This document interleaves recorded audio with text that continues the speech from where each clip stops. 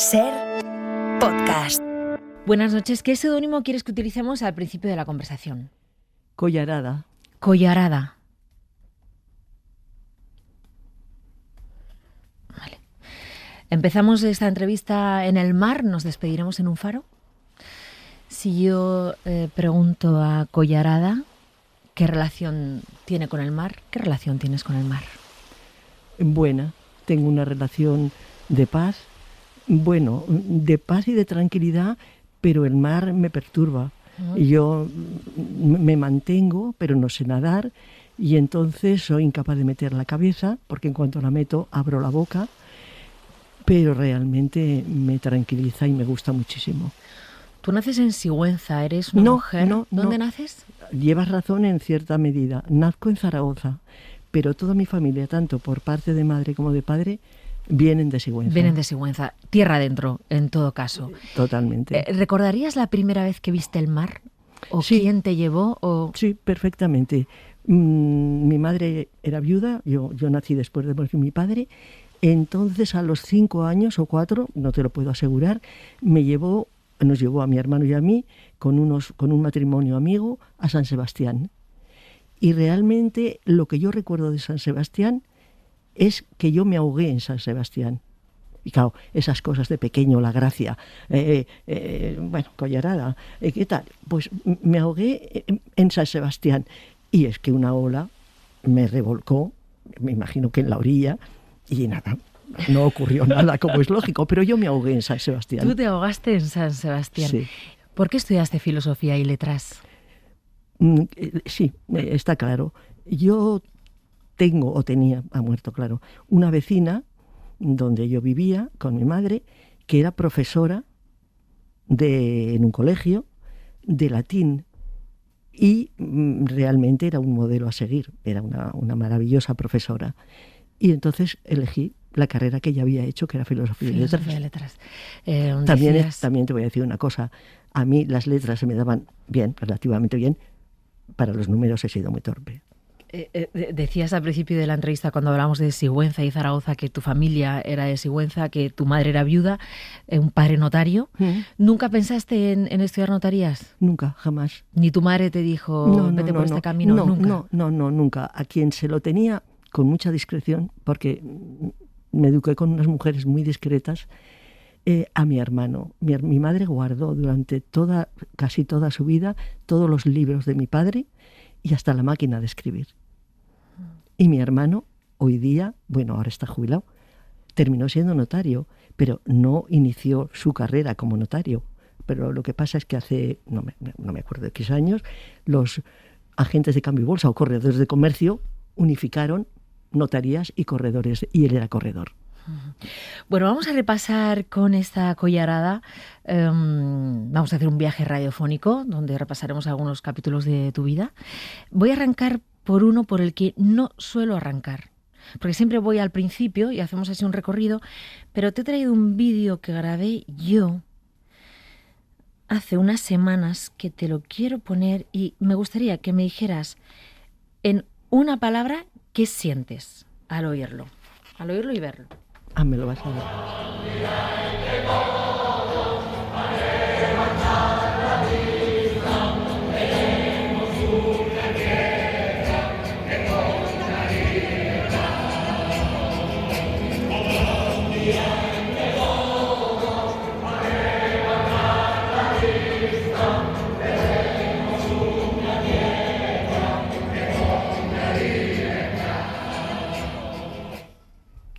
Emoción, siempre emoción, pero sobre todo cuando esta canción, hay gente que dice himno, está cantado reivindicando algo. No sé si lo que tú me has enseñado es de la sanidad. Sí, de la manifestación por la sanidad pública. Por la sanidad, y me duele muchísimo.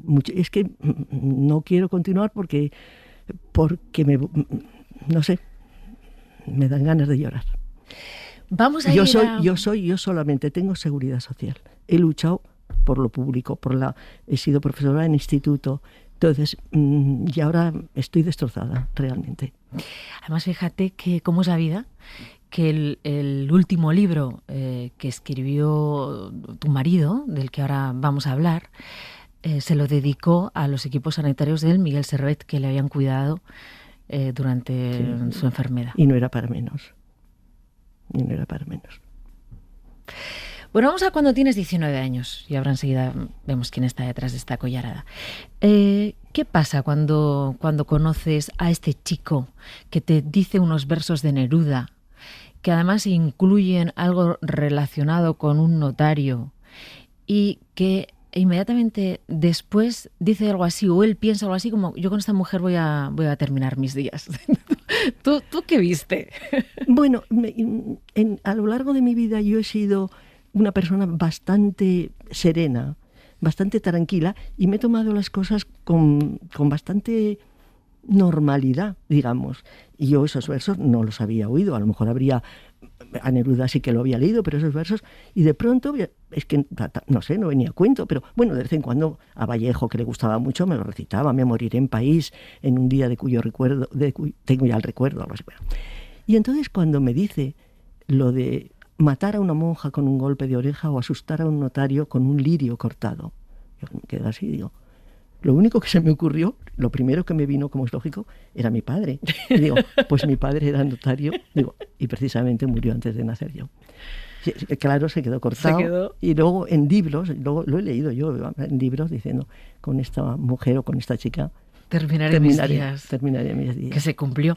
Pero ¿tú qué viste ahí? ¿Tú viste a un chaval estudiante de filosofía y letras? ¿Viste a un poeta, a un cantautor, a un político? ¿Tú a los 19 años qué viste? No, a político para nada. Político para nada. Date cuenta que yo venía de una familia que por circunstancias se habían quedado sin hombres. Nos habíamos quedado sin hombres. Yo me eduqué con 3 mujeres. Mi hermano salió pronto de casa y yo me eduqué con 3 mujeres. Entonces, el mundo masculino realmente yo no lo conocía demasiado. Y cuando fui a la facultad, para mí fue un despertar, indiscutiblemente. Yo fui al instituto, pero era de chicas, y luego en la facultad, bueno, pues éramos chicos y chicas, y entonces yo me metí en teatro, me gustaba mucho. Y es allí donde conocí a José Antonio. Y yo creo que era especial, sinceramente. Era un hombre que transmitía, que tenía empatía, que tenía sobre todo... Porque él cuando llegó a la facultad es mayor que yo. Bueno, era 4 años, porque él había empezado Derecho. Derecho, sí. Entonces, cuando llegó a la facultad, con su hermano Miguel, el poeta Miguel Labordeta, lo que él dice siempre: yo tenía su biblioteca a mi disposición. Entonces es que él había leído todo.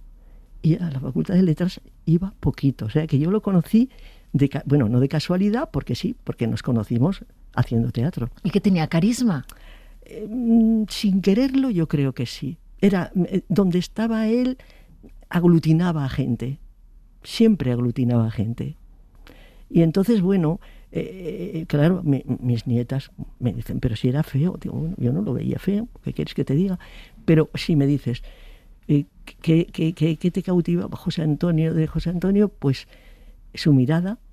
Yo creo que tenía una mirada muy bonita y muy penetrante, su voz, y luego ya cuando lo conocí, su manera de rozar, de tocar. Él tenía una delicadeza enorme. Uh-huh. Parecía más brusco y sin embargo era muy delicado. Uh-huh. ¿Por qué Juana de Grandes se ha puesto Collarada de seudónimo? Mira, pues me he puesto Collarada porque José Antonio, de las cosas que más quería geográficamente, era el Pirineo. Y tenemos una casa en Villanúa, es un pueblecito que está muy cerca de Canfrán Estación. Y lo primero que veo al abrir la ventana de mi dormitorio, que es donde José Antonio componía cantidad de cosas, la mayoría, lo primero que veo es Collarada. O sea, no me lo impide nada. No hay árboles, lo primero que veo es el monte Collarada. Como si fuera tu mar. Sí, como quien abre la ventana y del mar tú ves Collarada. Es Collarada, Collarada y Collaradeta, o sea, la grande y la pequeña. Casi todo el verano siguen teniendo los neveros. Bueno, este verano, por ejemplo, no ha habido. Ha sido tan caluroso que no ha habido neveros. ¿Cómo estaría Labordeta con esto del cambio climático? Sí. Diciendo, ya lo había dicho tanta gente antes. Sí. Han pasado 12 años desde la muerte de José Antonio Labordeta. Estás aquí, Juana de Grandes, por 1000 motivos, entre otros porque habéis hecho un documental titulado Labordeta, un hombre sin más, que ha sido una belleza que nos ha removido a todos, que yo creo que reivindica la figura de un hombre excepcional, un político al que echamos mucho de menos, mucha gente.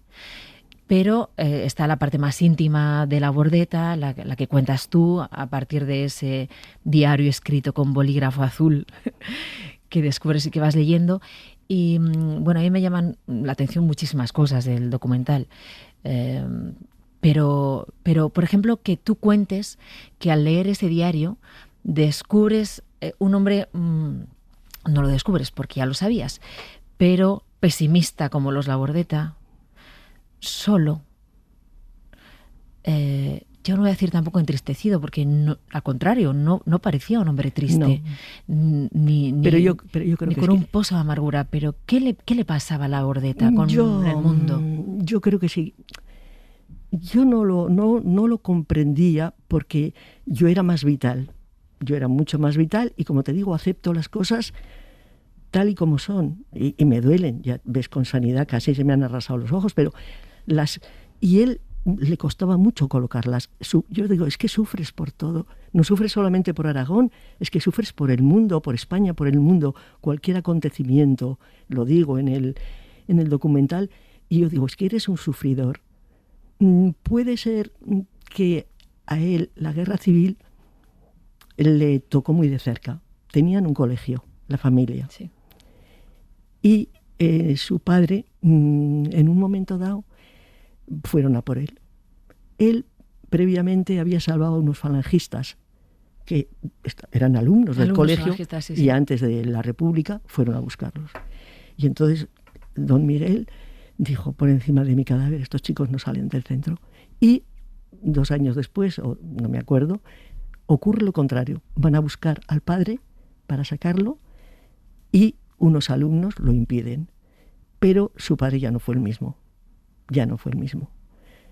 Entonces, bueno, la guerra fue dura, la guerra era un colegio, entonces era muy buena gente, los Labordeta, y acogían a muchísimos represaliados. Entonces yo creo que José Antonio la guerra civil la vivió muy de cerca. ¿Y eso crees que fue lo que marcó su ADN? Creo, y luego el sentimiento de su padre, que su padre no se recuperó. Juana de Grandes, en el documental tus hijas reconocen que el pilar de la familia, el epicentro, eras tú.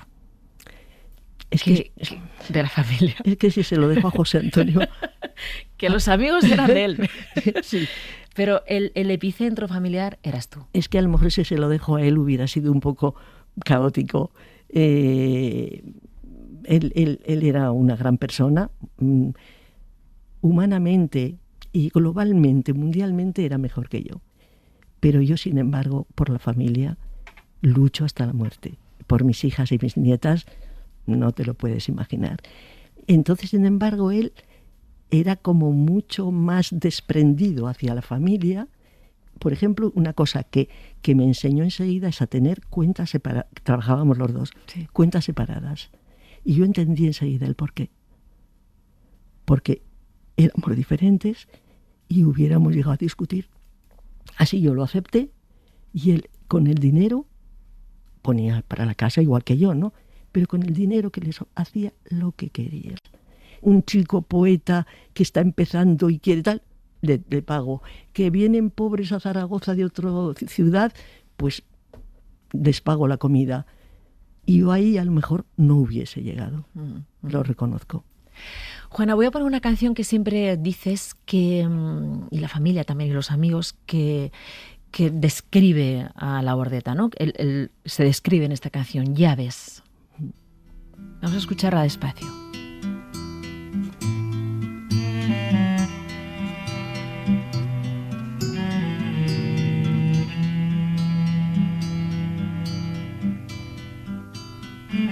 Ya ves que vamos avanzando, cumpliendo este camino. No lo sé, ya ves. Ya ves que vamos recordando, creciendo hacia el ocaso. No lo sé, ya ves. Ya ves que pálidas palabras se pierden en la noche sin hallar solución. Ya ves que hemos ido surgiendo de inciertas y duras voces de desesperación.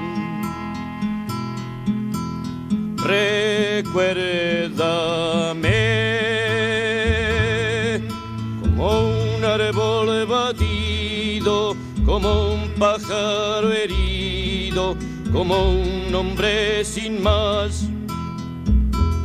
Recuérdame como un verano ido, como un lobo cansino, como un hombre sin más. ¿Imaginaba él que la gente le iba a querer tanto, Juana de Grandes? No, sinceramente no. Yo no lo sé. Es que además yo durante mucho tiempo, yo creo que casi hasta que murió, he vivido con el que conocí a los 19 años. Y entonces el mito, digamos, para mí no ha existido. Ha existido realmente ahora, fíjate. Pero mientras estuvo conmigo, porque lo que yo sí tuve mucho cuidado en casa era de una absoluta normalidad. Salíamos, entrábamos, si nos paraban en la calle nos paraban, veníamos a Madrid, hacíamos la vida normal. Entonces quiero decirte que nuestra vida era muy cotidiana. Muy cotidiana. He traído también un fragmentito de Un país en la mochila, porque hubo un antes y un después en la vida de Laureta, justamente a esto a lo que nos estamos refiriendo, ¿no? Cuando de repente se hace muy popular fuera de su tierra, fuera de Aragón. He traído el primer, yo creo que es el primer capítulo, y si no es uno de los primeros, desde luego pertenece a la primera temporada. ¿Por qué es tan significativo? Estará la sintonía.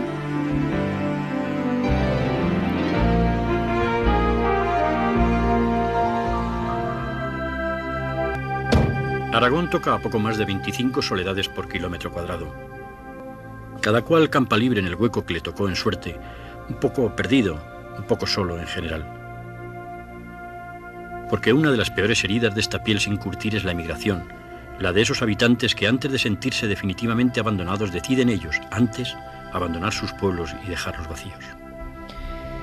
Fíjate cómo él ya reivindicaba el dolor, le dolía a Aragón, le dolía a la tierra de esta España que llaman vaciada, que quienes viven allí dicen que no, que es la tierra olvidada por la política, olvidada por la economía, olvidada por todo. Decidisteis quedaros en vuestra tierra, no salir, porque bueno, existían Madrid, podíais haber venido con la familia o que las niñas se traían a Madrid, pero no, os quedasteis en la tierra, que era algo que no hacía mucha gente, porque él ya lo dice en Un país en la mochila, ¿no? La gente emigraba, se iba de sus pueblos, se iba de sus ciudades, se iba a lugares más grandes. Sí. Él siempre quiso quedarse ahí, ¿pero por qué? Mira, te voy a decir una cosa. José Antonio evolucionó, no sé si hacia adelante o hacia atrás. Cuando yo me casé con él, fue en el año 1964, toda la pandilla, que era muy intelectual, porque claro, era un grupo pues, de escritores, de músicos, de pintores, se llamaban entonces Ciudadanos del Mundo. Fíjate qué cosa. Lo que pasa es que la llegada a Teruel le causó mucha impresión. No conocíamos Teruel de nada. Y entonces, pues llegamos en octubre, allí hay que encender la calefacción inmediatamente. Y un domingo, nada más llegar, vemos a un señor que a mí me pareció mayor, seguro que sería un hombre de 30 y tantos años, con una mula, con las alforjas, y iban con piñas, las alforjas llenas de piñas, que él había recogido esa mañana de madrugada en los pinares de Albarracín o de Orihuela del Tremedal. Y bajaba a las casas que teníamos calefacción a venderlas. A ver las piñas para el fuego, ¿no? Para iniciar el fuego, para luego echar el carbón. Sí. Y entonces José Antonio le causó una impresión terrible, y de ahí viene la música, la canción de los leñeros, que dice que se van con soledad y sin dinero. Es decir, bajan piñas, bajan tal, y tal, y se van. ¿Qué supuso para él hacer Un país en la mochila? Mira, supuso un momento estupendo para él, porque es cuando empezaron a surgir grupos muy importantes, con unos nombres, los títulos que eran maravillosos, El último de la fila, y bueno, y Sabina, y Miguel Ríos, tal. Y entonces la canción de autor, digamos, más o menos reivindicativa, cayó en desuso. Entonces él pasó baches, pasó muchos a lo largo de su vida. Y entonces le ofrecieron lo del país en la mochila, porque él había hecho un corto de la obra de Camilo José Cela, del Miño Albidasoa. No sé por qué lo cogerían, pues bueno, lo cogieron. Y él hacía todo, ¿no, Juana? O sea, él leía el texto, era el lector, claro, es muy bonito. Off, todo. Lo que le ofertaron en Un país en la mochila fue muy bonito, porque era el dueño de sí. Y un poco, como tenía esa empatía con la gente no decía que no a nada. Y bueno, lo pasó bien. Y empezó la gente a quererle muchísimo. Fue lo que le puso sobre el mapa, mira, vamos. Se hizo popularísimo. Hay una anécdota que haciendo Un país en la mochila, a veces también hacía recitales. Y entonces hizo un recital en uno de esos entreactos, digamos, y una mujer le dice, mira qué majo, ¿eh? Ahora que te haces famoso te pones a cantar. Y José Antonio se decía, la gente no se entera de nada. Qué buena es esa anécdota. Es muy buena. Tengo otra que sale en el documental, que bueno, la conversación con tus hijas es muy, muy bonita, porque ellas también se muestran como hijas de La Bordeta, ¿no? Como hijas de Juana y también de José Antonio La Bordeta. Y hay una parte en la que tu hija cuenta el famoso episodio de la mierda, que ha marcado también la trayectoria de La Bordeta. Vamos a escucharlo un momento, ocurre en el Congreso. Pero hombre, yo voy tranquilamente, pero ¿no puede uno hablar aquí o qué? Coño, que a ver si no puede uno hablar aquí. A la mierda, joder. Estoy hablando con el ministro y no con ustedes. Estoy hablando con el ministro y no con ustedes. Ustedes están habituados a hablar siempre porque aquí han controlado el poder ustedes toda la vida. Y ahora les fastidia que vengamos aquí las gentes que hemos estado torturados y roturados por la dictadura a poder hablar. Eso es lo que les jode a ustedes.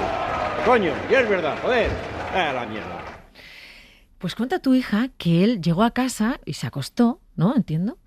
Y por la mañana en el metro, la gente le levantaba el dedo pulgar en señal de, oye, qué bien, tal. ¿No? Lo que has hecho. Esto también fue un punto de inflexión total en la vida de José Antonio La Bordeta, ¿no? Sí.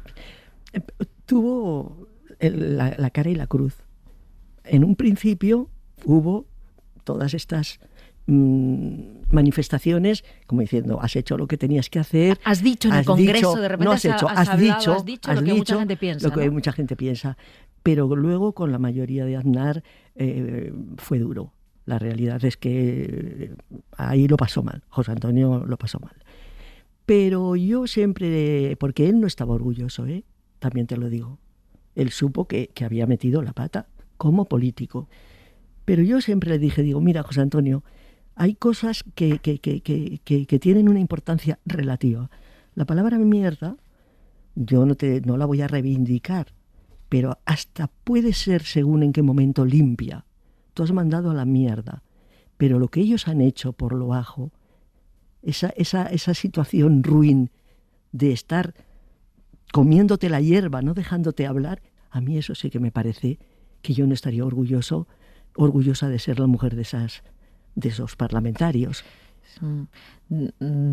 Parece que ni le miraban, a Aznar ni le miraban. No, Aznar nunca. En el Congreso, nunca como le diputado de la Junta. Nunca le miró. Bueno, ¿cómo cae la enfermedad, Juana de Grandes, de José Antonio La Bordeta? La enfermedad fue dura, Fue dura. De próstata. La enfermedad fue muy dura. Lo que pasa que, como dicen mis hijas, fue la última lección que nos dio. Yo siempre lo admiraba, pero yo no pensaba que era tan entero, tan valiente. Fue una maravilla. O sea, dentro de la tragedia de una enfermedad de 4 años y medio, que vas perdiendo, es decir, el cáncer te mata en 4 días, pero si te deja un espacio, no te deja vivir, te va martirizando, comiéndote, destruyéndote, que ahora es las piernas, que ahora es tal, que ahora es que pierdes la vista de un ojo. muchas cosas, cantidad de ingresos, tuvimos muchísimos. Pero fue un hombre con una paz, con una tranquilidad, con un saber llevar la enfermedad, que a mí eso me pareció una lección. Y los amigos lo dicen. Y luego lo que hicimos, pues es que tiene muy buenos amigos. Y entonces las tertulias que él tenía, las trasladamos a casa. Y era muy bonito. La realidad es que yo esos 4 años tengo las dos visiones. Una visión muy bonita de la casa, siempre llena de gente, con mucho cariño. Y luego, por otro lado, claro, los ingresos y la pérdida de vida. Aquí hay algo que has contado tú. No lo cuentas en el documental, creo que lo he leído en una entrevista, que cuando él muere de madrugada en el hospital, ¿no? Miguel Servet. En el Miguel Servet. En el Miguel Servet. Coges un coche para volver a casa y empiezas a escuchar la gente en la calle, en los bares cantando. Bájala un poquito. Ahí. Es que me pillas mal. No, es que estás muy alto y no lo coges bien.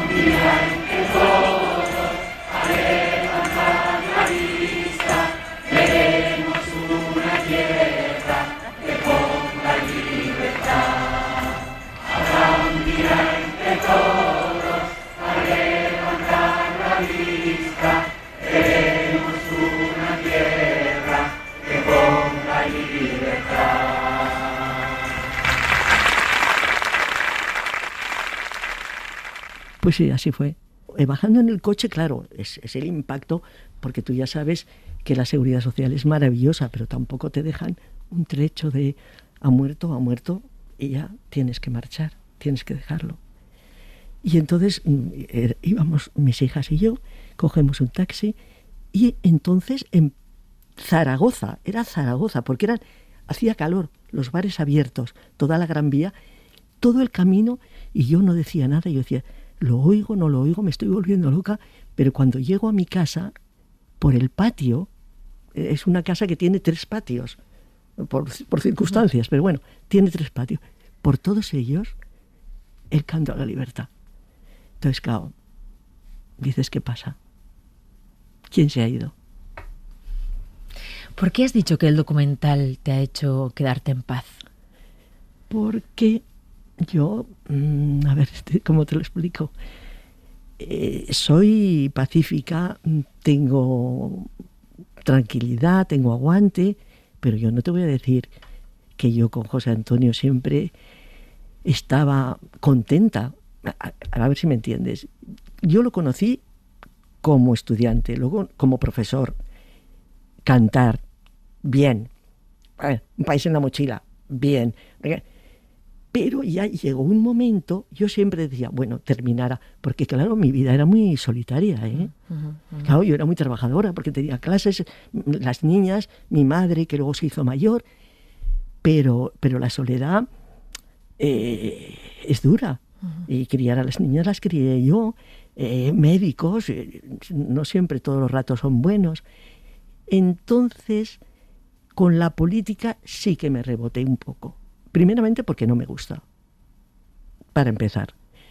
Y en segundo lugar, porque en aquel momento yo tal vez estaba más frágil, ya era más mayor, en mi casa mis niñas habían desaparecido, se habían ido, y estaba con mi madre, que empezaba no con Alzheimer porque era muy mayor, mi madre murió casi con 100 años, pero con una especie de demencia muy complicada además.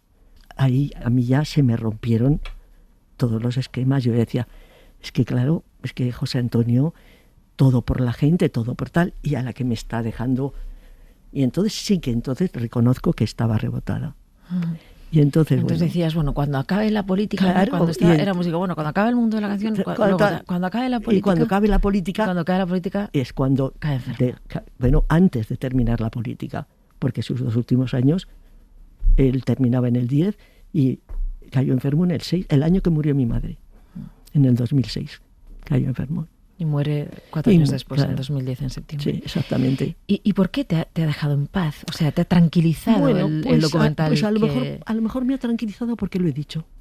O también me ha tranquilizado porque he conocido más, porque yo siempre que hay algo de José Antonio, o sea, si tengo que hacer algo de José Antonio, cuando la fundación, y sobre todo me vuelvo a releer todo, y entonces a lo mejor pues también la gente, digo, si la gente lo ve de esta manera, ¿cómo no lo voy a ver yo? Y bueno, yo creo que sí, que estoy en paz. Que estás en paz. Mm. Vamos a despedirnos en un faro, Juana de Grandes. Entonces os pido siempre que me digáis con quién os gustaría estar. Volver a ver. ¿Y qué música sonaría? Pues mira, si pudiera revivirlo, indiscutiblemente, yo me iría con José Antonio. Pues ahí, imagínate que estáis Pues los estoy dos. con José Antonio. Y voy a hacer un homenaje a una persona que José Antonio lo quería terriblemente, y yo también, que es el cantautor de San Sebastián, o sea, Imanol. Y la canción que querría oír, aunque es muy triste, es Ausencia, un soneto de Lope de Vega. Juana de Grandes, ha sido un placer esta conversación, te agradecemos muchísimo. Te agradezco mucho que hayas venido aquí a conversar a la luz del faro, pues, y a reivindicar a La Bordeta y hablar de este documental Un hombre sin más, que es una belleza. Muchísimas gracias a ti. Buenas noches.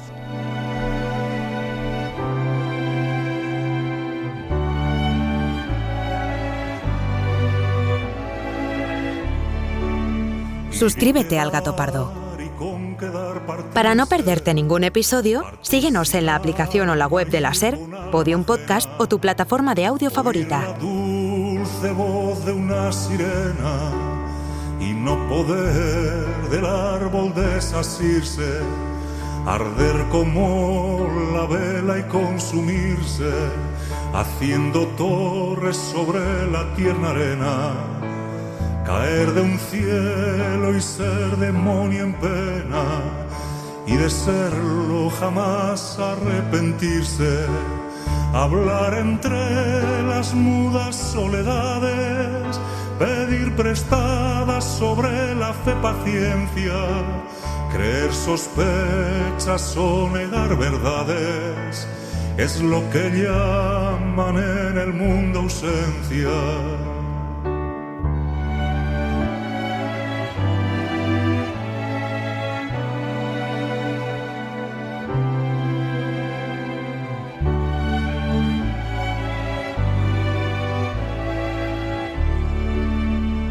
Quedar y con quedar partirse, partir sin alma, ir con alma ajena, oír la dulce voz de una sirena y no poder del árbol desasirse, arder como la vela y consumirse, haciendo torres sobre la tierna arena.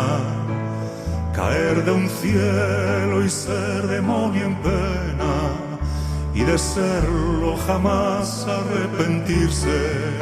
Hablar entre las mudas soledades, pedir prestadas sobre la fe paciencia, creer sospechas o negar verdades, es lo que llaman en el mundo ausencia. Y es lo que llaman en el mundo ausencia, fuego en el alma y en la vida infierno. Y lo que es temporal llaman eterno, es lo que llaman en el mundo ausencia. Cadena SER. La radio.